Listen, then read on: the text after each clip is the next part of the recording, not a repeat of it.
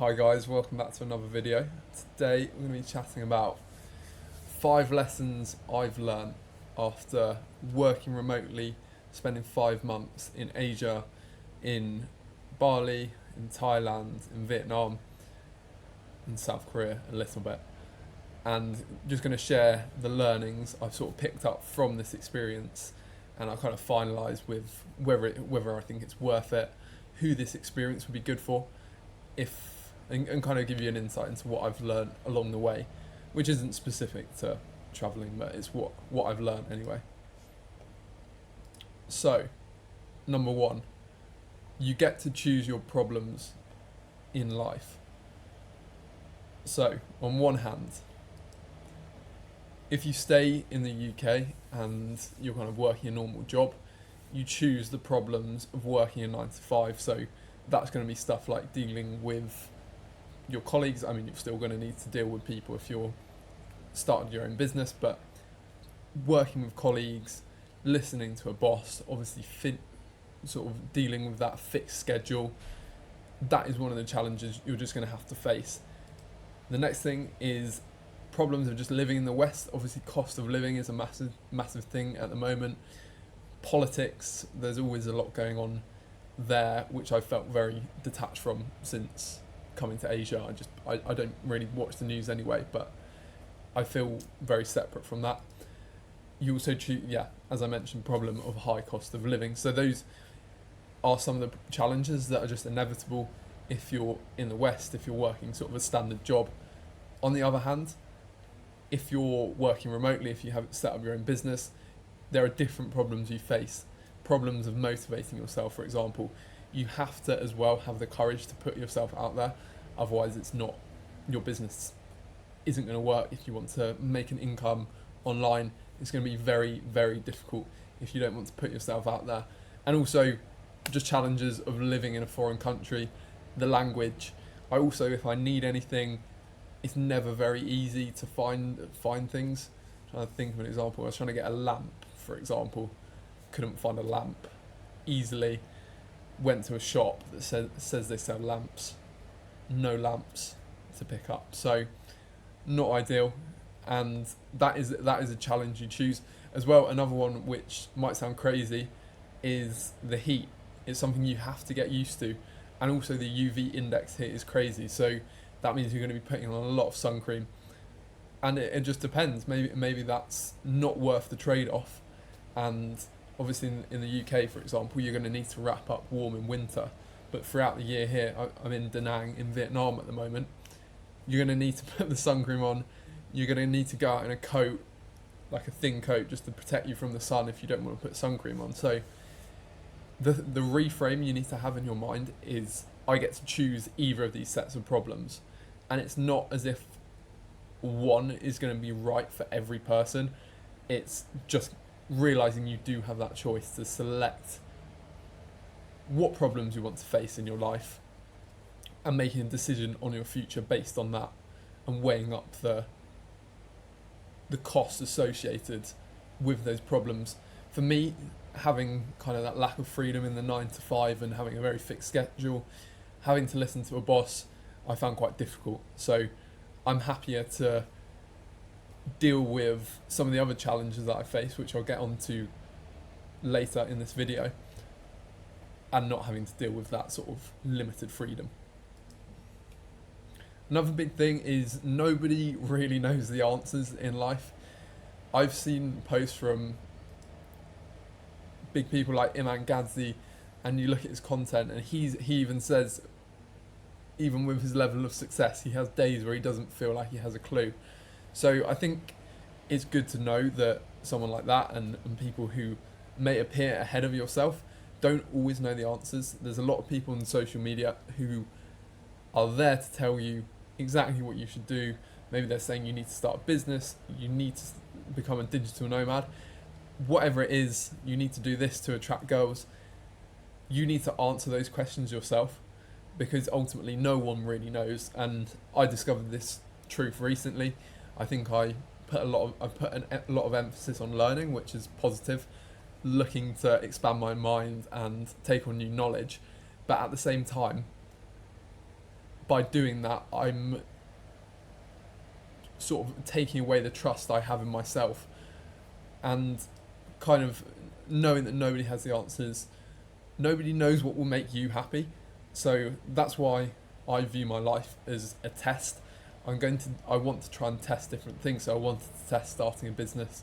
I wanted to test working remotely, and that way you're not putting as much pressure on yourself to make it work or to be happy with something that doesn't work for you, to try and force contentment in a situation that just doesn't work. Some people might just prefer the UK, they might prefer to stay in a 9 to 5, and that's fine. It's just giving yourself the chance to find out for yourself if that's what you want.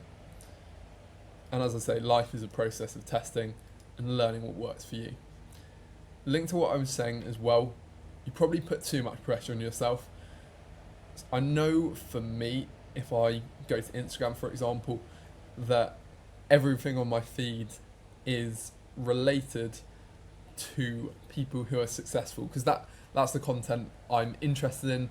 If I'm more likely to watch business advice, then I'm being pushed content by people who are very successful, maybe in terms of wealth and business, at the top 10% of people. That is the content I get. And I don't have Instagram downloaded all the time now, because it was kind of my default to put too much pressure on yourself. And this can be sort of something that's impacting a lot of areas of your life. For me as well, it was when I was in Bali, I was putting a lot of pressure on myself in terms of meeting new people and feeling that I had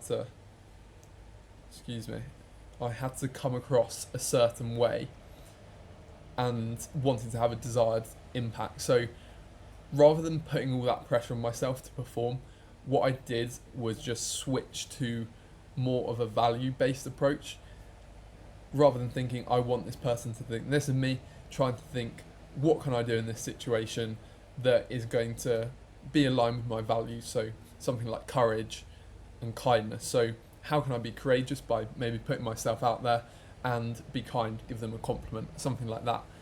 That way you're focusing more on what you do and letting go of the outcomes you can't control. So that's one thing that really helped me. But just letting you know, you're probably putting too much pressure on yourself. I've done that a lot. And I think a good question to ask is, who do I actually compare myself to? And does that comparison motivate me, or just make me feel like I'm left behind? I was speaking to a guy earlier, and he had a lot of comparison in his life, and I don't think it was one where he was motivating him. He had sort of a very different path to what is standard in society, and he just felt like he was left behind. But he was also comparing himself to people in corporate jobs, and he was much more sort of in an artistic space, so it didn't make sense for him to do that. The comparison just left him feeling like he was being left behind by everyone, and that obviously isn't ideal. We don't want that feeling. It's not nice. And it links to the first point of just trying to be more focused on your own experience of life and testing for you, finding what interests you, and just testing, see whether you like it. It's as simple as that. You're not going to like everything, and that's good. Getting that knowledge that you don't like everything is a benefit in itself. And as I say, let go of the need to compare if comparison doesn't help. And it's difficult, it's not an easy thing. One thing that helps me is deleting Instagram. It's so easy to see people who are really far ahead of you. Again, if that motivates you, then great, keep it. That's only gonna help you on your way. But if it doesn't, get rid of it, honestly. It's the best option. This was a recent learning for me, that certainty doesn't exist. One of the biggest challenges and a problem I choose to face with my agency is thinking, what is happening next month, for example? How many clients? How are sort of client accounts doing? What is the current state of play? How many people are likely to leave my business and not want to work with us anymore? And worrying about, is that going to happen?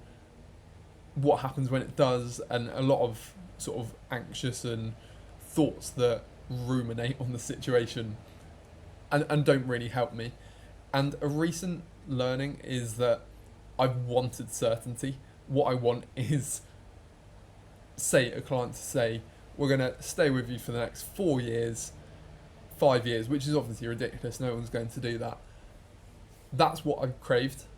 And realizing that certainty isn't something that actually exists has been very refreshing for me.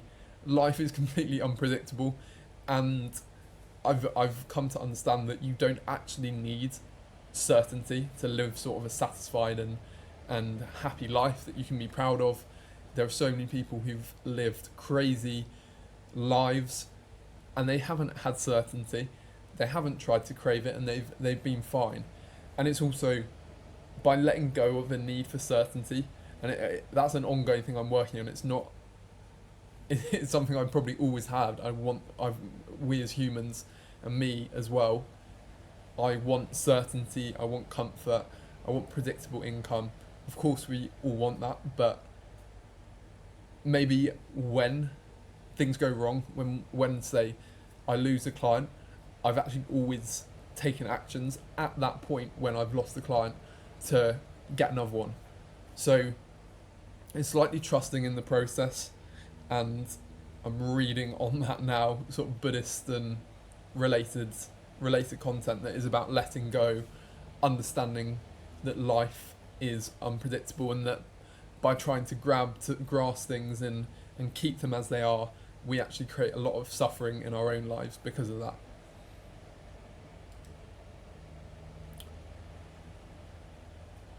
Yeah, I've said certainty is a myth. Again, you choose your problems.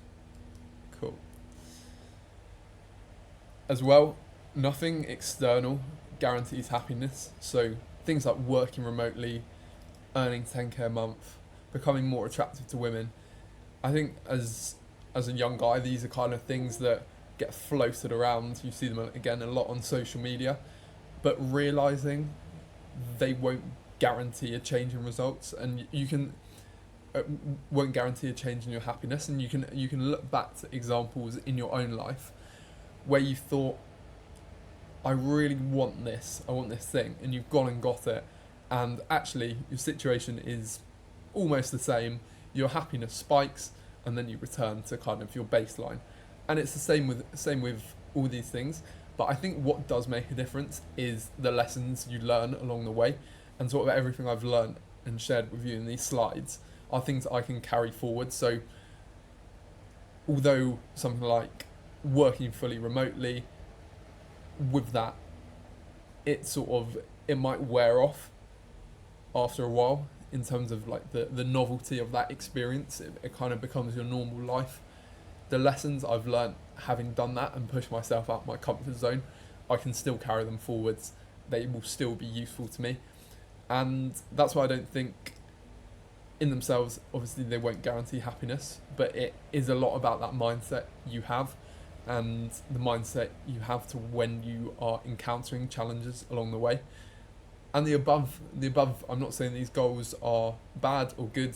That's again is entirely up to you, to your path in life, what really matters, and sort of assessing whether they're worthwhile, rather than just thinking, I've seen that online, yes, that would be quite nice, I need 10k a month, because I had it where I thought, oh, I need this much revenue, and I had a figure in my head, was quite set on that.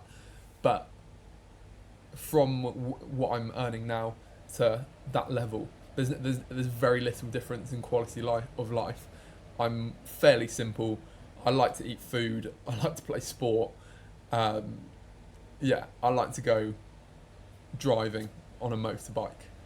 So it's not exactly expensive when you're in Vietnam and your rent's about £250. So having that fixed mindset where I need this, I need to hit this point, wasn't actually useful. And I think Mark Manson said that in terms of your goals, they're a good thing to have as they give you something to aim for. They're probably going to be more beneficial than just not having anything to aim for at all. But they're often just that starting. They're going to start you off on your journey and move towards that goal. But if you don't hit it, you're still going to end up in a better position. So those are kind of my 5 lessons that I picked up along the way. I hope you've found that useful. In terms of whether it's worth it, it's definitely been worthwhile, and I think it just goes back to what I said about pursuing things that interest you and just testing. Because I could have hated it, might have missed home too much, might not like it as much out here in Asia compared to the UK, but it turns out that I enjoy it here. Good weather, cost of living is a big thing because it allows for a lot more saving and a better quality of life for me. But what I want you to get out of this is it's about the lessons along the way that I picked up, rather than sort of the momentary experience of being in another place. It's the lessons and change in mindset as a result. Hope you found that useful and look forward to seeing you on the next one.